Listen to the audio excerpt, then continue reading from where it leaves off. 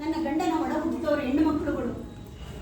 ನಾಳೆ ಇವರು ಹೋದ ನಂತರದಲ್ಲಿ ಅದೇ ಜಾಗಕ್ಕೆ ನನ್ನ ಮಗಳು ಬರ್ತಾಳೆ.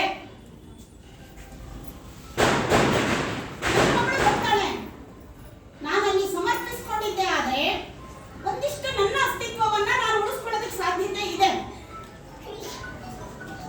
ನಾನು ಇದನ್ನೆಲ್ಲ ನಾನು ಹೆಣ್ಣು ಕುಲದವಳಾಗಿ ಹೆಣ್ಣನ್ನ ಅಡಿಬೇಕು ಅಂತ ಹೇಳ್ತಾ ಇಲ್ಲ.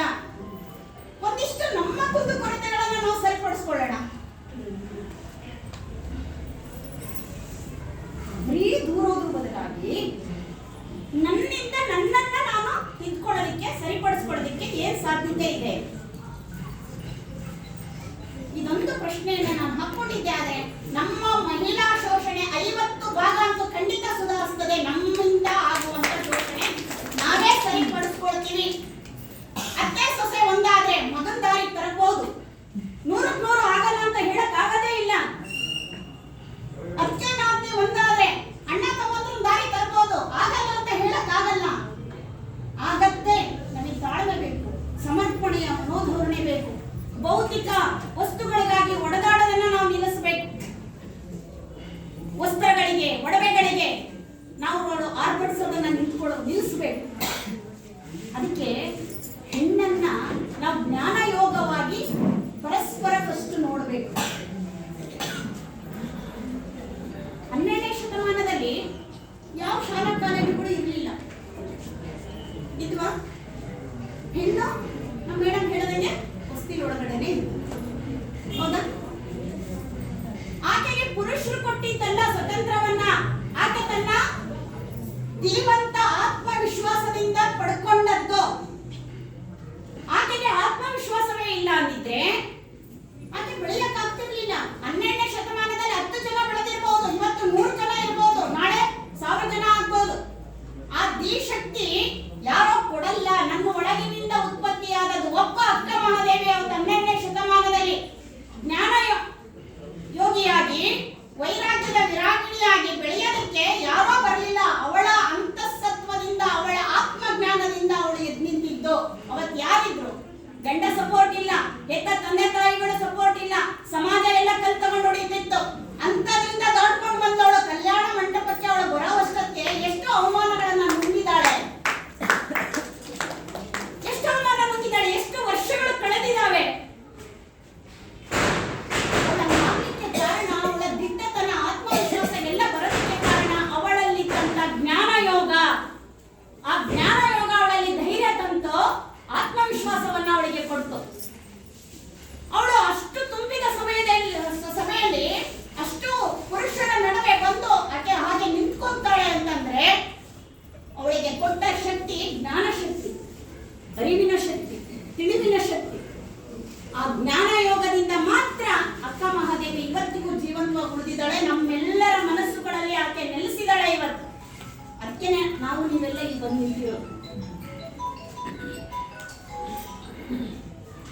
ನಾನು ನಿಮ್ಗೆ ಹೇಳ್ತಾ ಇರೋದು, ನಿಮ್ಗೆ ಹೆಣ್ಮಕ್ಳಾಗಿ ಇದೇನಿದೆ ಮೇಡಮ್ ಹಿಂಗ್ ಮಾತಾಡ್ತಾರಲ್ಲ ಅಂತ ಅನ್ಸ್ಬೋದು. ಯಾರಿಗೂ ಶಕ್ತಿ ಕೊಡಕ್ಕಾಗಲ್ಲ. ನಾವು ಸಿದ್ದರಾಮ ಒಂದ್ ಕಡೆ ಹೇಳ್ತಾನೆ, ಆತ್ಮ ಹೆಣ್ಣು ಅಲ್ಲ ಗಂಡು ಅಲ್ಲ. ಬಾಹ್ಯವಾದ ದೇಹವನ್ನ ಎಲ್ಲಿ ತನಕ ನಾವು ಅಲಂಕಾರ ಮಾಡೋದನ್ನ ನಿಲ್ಲಿಸೋ, ಮಾನಸಿಕವಾಗಿ ನಾವು ಜ್ಞಾನವನ್ನ ಎಲ್ಲಿ ತನಕ ತುಂಬಿಕೊಳ್ಳಲ್ವೋ ಅಲ್ಲಿ ತನಕ ನಾವು ಜ್ಞಾನ ಯೋಗಿಗಳಾಗಕ್ಕಾಗಲ್ಲ.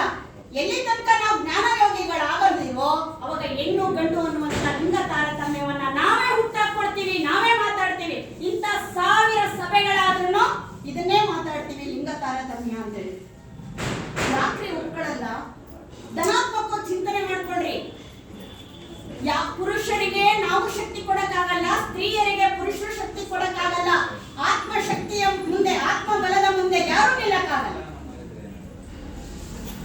ಅದಕ್ಕೆ ನಾವುಗಳು ಕ್ಷುಲ್ಲಕವಾದ, ನಶ್ವರವಾಗಿರ್ತಕ್ಕಂತಹ ಭೌತಿಕ ಅಲಂಕಾರಗಳ ಕಡೆ ಗಮನ ಕಡಿಮೆ ಮಾಡಿ ಮನಸ್ಸನ್ನ ವಿಕಾಸ ಮಾಡತಕ್ಕಂತಹ, ಆತ್ಮತ್ವನ್ನ ವಿಕಾಸ ಮಾಡತಕ್ಕಂತಹ ಜ್ಞಾನ ಯೋಗದ ಕಡೆಗೆ ನಾವು ಹೆಚ್ಚು ತಲ್ಲೀನರಾಗಬೇಕು. ಅವತ್ತು 12ನೇ ಶತಮಾನದಲ್ಲಿ ಶಾಲಾ ಕಾಲೇಜುಗಳು ಇರಲಿಲ್ಲ. ನೀವು ಗಮನಿಸಬಹುದು, ನಮ್ಮ ಬಸವಣ್ಣನವರಿಗಿಂತ, ಸಿದ್ದರಾಮನಿಗಿಂತ ಉತ್ಕೃಷ್ಟವಾದ ಸಾಹಿತ್ಯವನ್ನ ನಮ್ಮ ಹೆಣ್ಣು ಮಕ್ಕಳು ಬರೆದಿದ್ದಾರೆ. ಅವರ ವಚನಗಳನ್ನ ನೋಡ್ರಿ, ನೀವು ತೆಗೆದು ನೋಡ್ರಿ, ಎಷ್ಟೆಷ್ಟು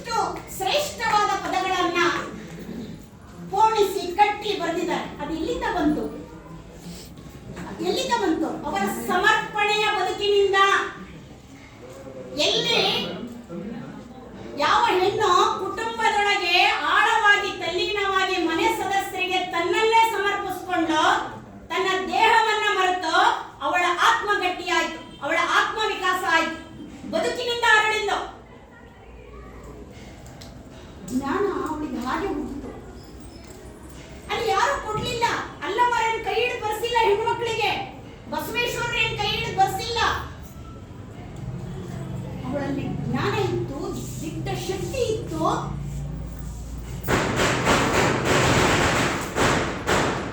ಹಾಗಾಗಿ ನಾನು ಹೇಳೋದಿಷ್ಟೇ, ನನ್ನ ಇದನ್ನ ಯಾಕೆ ಹೇಳ್ತಿದ್ದೀನಿ ಅಂದ್ರೆ, ಈಗ ನನಗೆ ಬಹಳ ದೂರಕ್ಕೆ ಹೋಗೋದು ಬೇಡ.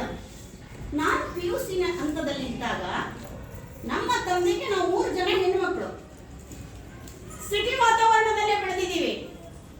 6 ಗಂಟೆ ಆಯ್ತು ಅಂದ್ರೆ ನಮ್ಮ ತಂದೆಯವರು ಶಾಲೆ ಮುಗಿಸ್ಕೊಂಡು ಬಂದ್ರು ಅಂದ್ರೆ ಇಡೀ ಮನೆಯ ಮುಂಬಾಗಿಲಿನಿಂದ ಕೊನೆ ಬಚ್ಚಲ್ ಮನೆ ತನಕ ಹಿಂಗ್ ಹೋಗೋರು. 3 ಜನ ಹೆಣ್ಮಕ್ಳು ಕಾಣಬೇಕು,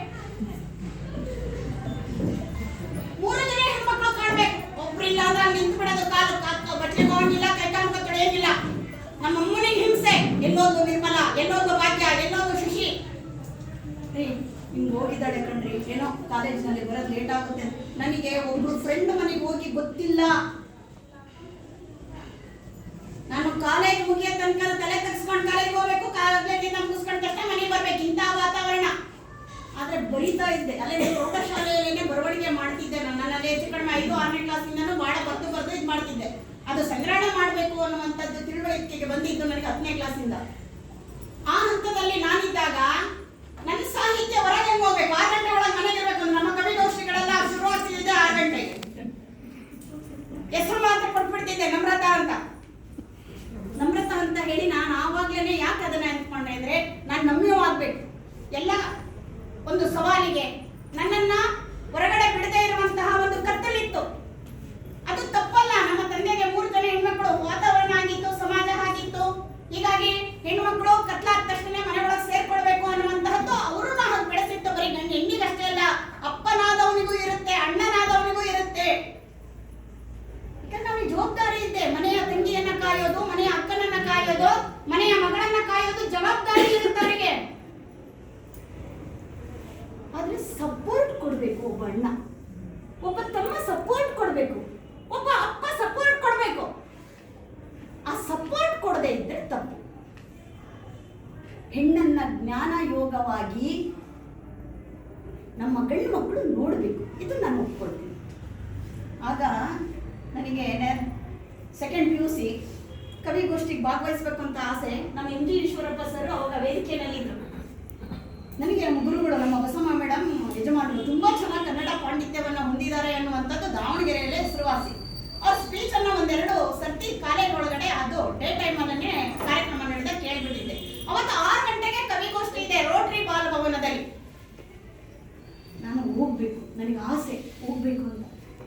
ನಾನೇನ್ ಮಾಡಿದೆ, ಮಧ್ಯಾಹ್ನಕ್ಕೇನೆ ನಮ್ಮ ಓಂಕಾರಮ್ಮ ರುದ್ರಮುನಿ ಸ್ವಾಮಿ ಮೇಡಮಿಗೆ ಮನೆ ಹತ್ರಕ್ಕೆ ಹೋಗಿ, ಅವ್ರ ಮನೆ ಹತ್ರಕ್ಕೆ ಹೋಗಿ, ಕಾಲೇಜು ಲಂಚ್ ಬ್ರೇಕಲ್ಲಿ ಅವ್ರ ಮನೆ ಹತ್ರ ಹೋಗಿ, ಮೇಡಮ್ ಅಪ್ಪಾಜಿ 6 ಗಂಟೆ ಮೇಲೆ ಕಳ್ಸಲ್ಲ, ದಯಮಾಡಿ ನೀವು ಬನ್ನಿ, ಅವ್ರಿಗೆ ಹೇಳಿ ನಾನೇ ವಾಪಸ್ ಬಂದು ಬಿಟ್ಟು ಹೋಗ್ತೀನಿ. ನನಗೂ ನಮ್ಮ ಸಂಧ್ಯಾ ಅಕ್ಕಂಗೆ, ಓಂಕಾರಮ್ಮ ರುದ್ರಮುನಿ ಸ್ವಾಮಿ ಮೇಡಮ್ಗೆ, ಅರುಂಧತಿ ಮೇಡಮ್ ನನಗೆ ಸಾಹಿತ್ಯ ಕ್ಷೇತ್ರದ ಗುರುಮಾತೆ, ಇವರೆಲ್ಲ ನನಗೆ ತುಂಬಾ ಸಪೋರ್ಟ್ ಆದರು. ಅವಾಗ ನೈತಿಕ ಸಪೋರ್ಟ್ ಅನ್ನ ಕೊಟ್ಟಂತವ್ರು. ನಾನು ಅವಾಗ ಬೆಳೀತಾ ಇರುವಂತ ಹುಡುಗಿ. ಅವಾಗ ನಮ್ಮ ಓಂಕಾರಮ್ಮ ರುದ್ರಮುನಿ ಸ್ವಾಮಿ ನಮ್ಮ ಮನೆಗೆ ಬಂದು ನಮ್ಮ ತಂದೆಯವರಿಗೆ, ಸರ್ ನಿಮ್ಮ ಮಗಳನ್ನ ನಾನು ಕರ್ಕೊಂಡೋಗಿ ಮತ್ತೆ ನಾನೇ ವಾಪಸ್ ತಗೊಂಡು ಬಂದು ಮನೆಗೆ ಬಿಡ್ತೀನಿ, ದಯಮಾಡಿ ಕಳಿಸ್ತೀನಿ. ಹೀಗೆ ಶುರುವಾಗಿದ್ದು ನಾನು 6 ಗಂಟೆ ದಾಟಿದ ಮೇಲೆ ಸಾಹಿತ್ಯ ಕ್ಷೇತ್ರದಲ್ಲಿ ಬಂದು ನಿಂತ್ಕೊಳ್ಳೋದಿಕ್ಕೆ. ನೋಡ್ರಿ, ಒಂದು ಹೆಣ್ಣು ಮೆಣಸಿದ್ದಲ್ವೇನ್ರಿ? ಹೌದಾ? ಈ ತರದ ಧನಾತ್ಮಕ ಆಲೋಚನೆಗಳು, ಚಿಂತನೆಗಳು, ನಡೆಗಳು ನಮ್ಮೊಳಗಡೆ ಬಂದಾಗ ಮಾತ್ರ ಅವಾಗ ನಮ್ಮ ತಂದೆ ಒಪ್ಕೊಂಡ್ರು. ಆಗ್ಲಮ್ಮ, ನಾವೆಂದೂ ಹೊರಗೆ ಕಳಿಸಿಲ್ಲ, ನಿಮ್ಮ ಯಜಮಾನರು ಬರ್ತಾರೆ ತಾನೆ? ಹ್ಞೂ ಸರ್ ಬರ್ತಾರೆ. ಮತ್ತೆ ನೀವು ಗಂಡ ಹೆಂಡತಿ ಮನೆಗೆ ಹೋಗ್ಬೇಕಾರೆ ನಮ್ಮ ಮಗಳನ್ನು ಮನೆಗೆ ಬಿಟ್ಟು ಹೋಗ್ರಮ್ಮ. ನಮ್ಮ ತಂದೆ ಆ ಥರದ ಸಪೋರ್ಟನ್ನ ನನಗೆ ಕೊಟ್ಟಿದ್ದಕ್ಕೆ, ನಮ್ಮ ಸಮಾಜದ ನಮ್ಮ ಹೆಣ್ಣು ಮಕ್ಕಳು ನನಗೆ ಸಪೋರ್ಟ್ ಆಗಿದ್ದಕ್ಕೆ ನಾನು ಇವತ್ತು ಇಲ್ದಿದ್ರೆ, ಅವತ್ತು ನಮ್ಮ ಓಂಕಾರಮ್ಮ ರುದ್ರಮುನಿ ಸ್ವಾಮಿ ಬರಲಿಲ್ಲ ಅಂದಿದ್ರೆ ಅವತ್ತು ನಾನು ನೈರಾಶ್ಯತೆಯನ್ನ ತಾಳ್ಕೊಂಡು ಎಂದೂ ಸಾಹಿತ್ಯದ ಕಡೆ ಮುಖ ಮಾಡಿದಾಗ ಸುಮ್ಮನೆ ಇರ್ಬೇಕಿತ್ತು. ಬರ್ಕೊಂಡು ನಾನು ಸುಮ್ಮನೆ ಇಟ್ಕೋಬೇಕಾಗಿತ್ತು. ನಾನು ಇದನ್ನೆಲ್ಲ ಯಾಕೆ ಹೇಳ್ತಿದ್ದೀನಿ ಅಂದ್ರೆ, ಡ್ಯಾಮೇಜಸ್ಗಳನ್ನ ಮ್ಯಾನೇಜ್ ಮಾಡೋದನ್ನ ನಾವುಗಳು ಎಲ್ಲಿ ತನಕ ಕಲಿಯೋದು ಹೆಣ್ಣು ಹೆಣ್ಮಕ್ಳು ಗುರಿ ದೂರೋದು ತೆಗಳೋದು ಮಾಡ್ತಾ ಹೋದ್ರೆ ನಾವು ಹಂಗೆ ಆಗ್ಬಿಡ್ತೀವಿ, ದುರ್ಬಲರಾಗ್ತೀವಿ. ಮ್ಯಾನೇಜ್ ಮಾಡಬೇಕು, ಸ್ಕಿಲ್ ಬೆಳೆಸಬೇಕು. ನಾವು ಕಲಿತ ಅಕ್ಷರವನ್ನ, ಜ್ಞಾನವನ್ನ ಜೀವಿಸುವ ಕಲೆಯನ್ನಾಗಿ ನಾವು ಮಾಡ್ಕೊಂಡ್ಲಿಲ್ಲ ಅಂದ್ರೆ ನಮ್ಮ ಮನೆ ಬದುಕು ಸತ್ತೋಗುತ್ತೆ, ನಾನು ಅರಳೋದು ಸತ್ತೋಗುತ್ತೆ. ಹೀಗಾಗಿ ಧನಾತ್ಮಕ ಆಲೋಚನೆಗಳನ್ನ ನಾವು ಹೊಂದೋಣ. ಆ ಧನಾತ್ಮಕ ಆಲೋಚನೆಯನ್ನ, ಚಿಂತನೆಯ ಆ ಬೀಜವನ್ನ ನಮ್ಮಲ್ಲಿ ಹುಟ್ಟು ಹಾಕೋದಕ್ಕೆ ಇಂತಹ ನೂರಾರು ಕಾರ್ಯಕ್ರಮಗಳು ನನಗೆ ಸಪೋರ್ಟ್ ಆಗಿರೋದು. ನಾನು ಈ ನಿಟ್ಟಿನಲ್ಲಿ ನನ್ನ ನಾಗಮ್ಮ ಕೇಶವಮೂರ್ತಿ ಮೇಡಮ್ ಅವರನ್ನ, ಅವರು ಹಿರಿಯ ತಾಯಿ, ಅವರನ್ನ ತುಂಬ ನೆನೆಸ್ಕೊಡ್ತೀನಿ.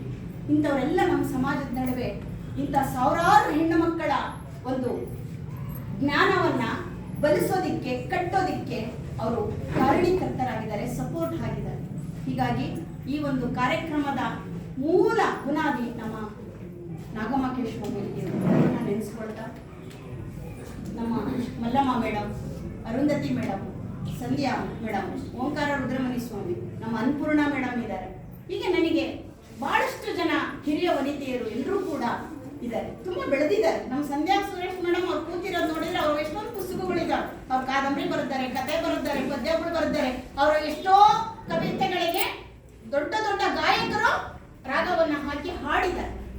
ಇಷ್ಟೆಲ್ಲ ಇದ್ದು ಕೂಡ, ಸಮೃದ್ಧವಾಗಿದ್ರು ಕೂಡ ಮೇಡಮು ತುಂಬಾ ಸರಳವಾಗಿದ್ದಾರೆ.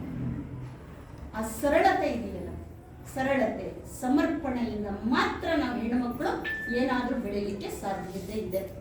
ಸೋಲದನ್ನ ನಾವುಗಳು ಕಲ್ತ್ಕೋಬೇಕು. ಅದು ಧನಾತ್ಮಕವಾಗಿ ಸೋಲ್ಬೇಕು. ನಮ್ಮ ಕುಟುಂಬಕ್ಕೆ, ನಮ್ಮ ಮನೆತನಕ್ಕೆ ನಾವು ಸೋತ್ರೆ ಏನ್ರಿ ಯಾರು ಕಳ್ಕೊಂತೀವಿ?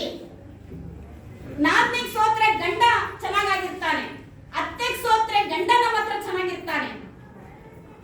4 ದಿನ ಆಳ್ಬೋದು, 8 ದಿನ ಆಳ್ಬೋದು, 10 ದಿನ ಆಳ್ಬೋದು, 6 ತಿಂಗಳು ಆಳ್ಬೋದು. 2 ವರ್ಷ ಆದ್ಮೇಲೆ ಅವ್ರಿಗೂ ಮನುಷ್ಯರು ಕಂಡ್ರಿ, ಅವರು ತಾಯಿ ಹೊಟ್ಟೆಯಿಂದ ಬಂದಿರ್ತಾರೆ, ಅವರು ನಮ್ಮ ಕಡೆ ಉರುಳಿ ನೋಡ್ತಾರೆ. ಇದೆಲ್ಲ ನಾನು ನನ್ನ ಅನುಭವಗಳನ್ನ ಮಾತ್ರ ಹೇಳ್ತಾ ಇದ್ದೀನಿ. ನನಗೆ ಕಲ್ಪನೆಗಳನ್ನ ಹೇಳಕ್ ಬರಲ್ಲ. ನಾನು ಯಾವತ್ತು ವಾಸ್ತವನೇ ಬರೆಯೋದು, ವಾಸ್ತವನೇ ಹೇಳೋದು. ಪ್ರೀತಿನೇ ಹುಟ್ಟಾಕೋದು, ಬೇರೆ ನೀನು ಹುಟ್ಟಾಕಕ್ಕೆ ಸಾಧ್ಯ ಇಲ್ಲ. ಅದಕ್ಕೋಸ್ಕರ ತಾಳ್ಮೆ ಬೇಕು. ಪರಸ್ಪರ ಅರ್ಥನೇ ಇರಲ್ಲ. ಅಲ್ಲಿ ಒಂದೇ ಮನೆಯಲ್ಲಿ ಒಂದೇ ತಾಯಿ ಹೊಟ್ಟೆಯಲ್ಲಿ ಹುಟ್ಟಿರ್ತೀವಿ, 4-6 ಜನ, ಒಬ್ರನ್ನೊಬ್ರೇ ಅರ್ಥ ಮಾಡ್ಕೊಂಡಿರಲ್ಲ. ಎಲ್ಲೋ ಊರು, ಯಾವುದೋ ಮನೆತನ, ಎಲ್ಲೆಲ್ಲೋ ಬೆಳೆದಿರ್ತೀವಿ. ಒಟ್ಟಿಗೆ ಒಂದ್ ಕಡೆ ಬಂದ ತಕ್ಷಣ 1 ತಿಂಗಳಲ್ಲಿ ನಾನು ರಾಣಿ ತರ ಇರಬೇಕು ಅಂತಂದ್ರೆ ಸಾಧ್ಯ ಇಲ್ಲದೆ ಇರುವಂತದ್ದು ಅವೆಲ್ಲ. ಇವತ್ತಿನ ಕಾಲದ ಮಕ್ಕಳುಗಳು, ನಾವಂತೂ 3-4 ಜನ ಇದ್ವಿ, ಇಲ್ಲಿ ತನಕ ಬಂದಿದ್ದೀವಿ. ಕೊನೆ ಪಕ್ಷ ಇಷ್ಟಾರ ಸ್ವತಂತ್ರವನ್ನ, ಇಷ್ಟಾರ ಜೀವನ ಪ್ರೀತಿಯನ್ನ ಕಂಡಿದೀವ್ರಿ. ನಮ್ಮ ಮಕ್ಕಳಿಗೆ ಯಾವ ಪ್ರೀತಿನೂ ಗೊತ್ತಿಲ್ಲ, ಮಣ್ಣೂ ಗೊತ್ತಿಲ್ಲ, ಮಸಿನೂ ಗೊತ್ತಿಲ್ಲ. ಅಪ್ಪ ಅಮ್ಮನ ಬಾಂಧವ್ಯವನ್ನ ಬಾಂಧವ್ಯ ಅಂತ ಅಂದ್ಕೊಂಡ್ರೆ ಅದು ದೊಡ್ಡ ಮಾತು. ಹೀಗಿದೆ. ಹೀಗಾಗಿ ನಾನು ಒಂದು ಹೇಳೋದು ಧನಾತ್ಮಕವಾದ ಆಲೋಚನೆ. ಇನ್ನ ಕನ್ನಡ ರಾಜ್ಯೋತ್ಸವ ಬಗ್ಗೆ ಮಾತಾಡಬೇಕು ಅಂತಂದ್ರೆ ಬಹಳಷ್ಟು ಬೇಕಾಗುತ್ತೆ. ಮೊನ್ನೆ ಹೀಗೆ ನಾನು ಒಂದು BEd ಕಾಲೇಜ್ನಲ್ಲಿ ಪ್ರಶಿಕ್ಷಣಾರ್ಥಿಗಳಿಗೆ ಒಂದು ಲೆಸನ್ ಕೊಡಬೇಕು ಅಂತ ಹೇಳಿ ಹೋದಾಗ ನಾನು ಯಾವುದನ್ನು ಅಳಿತಾ ಇಲ್ಲ. ಎಲ್ಲ ಸಮಾಜದ ಕುಂದುಕೊರತೆಗಳು ಆಗಿರೋದು ನಮ್ಮ ಕಡೆಯಿಂದನೇ. ಯಾರೋ ಮಾಡಿದ್ದಲ್ಲ, ಯಾರೋ ಮಾಡಿಲ್ಲ. ಏನೆಲ್ಲ ಆಗಿದಾವೆ ನಮ್ಮ ಸೋಲುಗಳಿಂದ ಆಗಿರೋದು. ಓದಂತ ಸಂದರ್ಭದಲ್ಲಿ ನಾನು ಅಂದ್ಕೊಂಡಿದ್ದೆ SSLC ಹುಡುಗನಿಗೆ ಕನ್ನಡ ವರ್ಣಮಾಲೆ ಬರಲ್ಲ ಅಂತ. ಯಾಕಂದ್ರೆ ನಾನು ಪ್ರೌಢಶಾಲಾ ಶಿಕ್ಷಕಿಯಾಗಿ ನಾನು ಕಂಡಿದ್ದು, ಅನುಭವಿಸಿದ್ದು, ಒಬ್ಬ ತರಗತಿಯಲ್ಲಿ 60 ಮಕ್ಕಳಿದ್ರೆ 60ರಲ್ಲಿ, ಅದರಲ್ಲೂ ಗೌರ್ಮೆಂಟ್ ಶಾಲೆಗಳಲ್ಲಿ 50ರಿಂದ 52 ಜನ ಮಕ್ಕಳಿಗೆ ಕನ್ನಡ ವರ್ಣಮಾಲೆ ಬರಲ್ಲ ಅಂತ ನಾನು ಅನುಭವದಿಂದ ಕಂಡುಕೊಂಡಿದ್ದೆ. ನಾನು ಯಾವಾಗಲೂ ದೊಡ್ಡ ದೊಡ್ಡ ಕಾಲೇಜುಗಳಿಗೆ ಕನ್ನಡ ಸಾಹಿತ್ಯ ಬೋಧನೆ, ವ್ಯಾಕರಣ ಬೋಧನೆ ಅಂತ ಹೇಳಿ ಮಾಡೋದಕ್ಕೆ ಹೋದಾಗ ಏಕದಮ್ ಸಾಹಿತ್ಯಕ್ಕೋ ವ್ಯಾಕರಣಕ್ಕೋ ಹೋಗ್ಬಿಡ್ತಿದ್ದೆ. ಅವತ್ತು ಏನೋ ನನಗೆ ಏನಾಯ್ತು, ಲಂಚ್ ಬ್ರೇಕ್ ಇತ್ತು, 15ರಿಂದ 20 ನಿಮಿಷ ಉಳಿದಿತ್ತು. ನಾನ್ ಶುರು ಮಾಡ್ಕೊಂಡ್ರೆ ಇದು ಮುಗಿಯೋದಿಲ್ಲ, ಮಕ್ಕಳು ಹಸ್ಕೊಂಡಿದ್ದಾರೆ ಪ್ರಶಿಕ್ಷಣಾರ್ಥಿಗಳು ಅಂತ ಹೇಳಿ ಒಂಚೂರು ನೋಡೋಣ ಅಂತ ಹೇಳಿ ಒಂದು ಚಾಕ್ಪೀಸ್ ತಗೊಂಡು ಯಾರ ಒಬ್ರು ಬಂದು ಕನ್ನಡ ವರ್ಣಮಾಲೆ ಬರೀರಿ ಎಂದು ಬರೆದು ಅವರು ನಾಳೆ ಟೀಚರ್, ಅವರು ನಾಳೆ ಅವರು ಟೀಚರ್ ಅವರು ಈಗಾಗಲೇ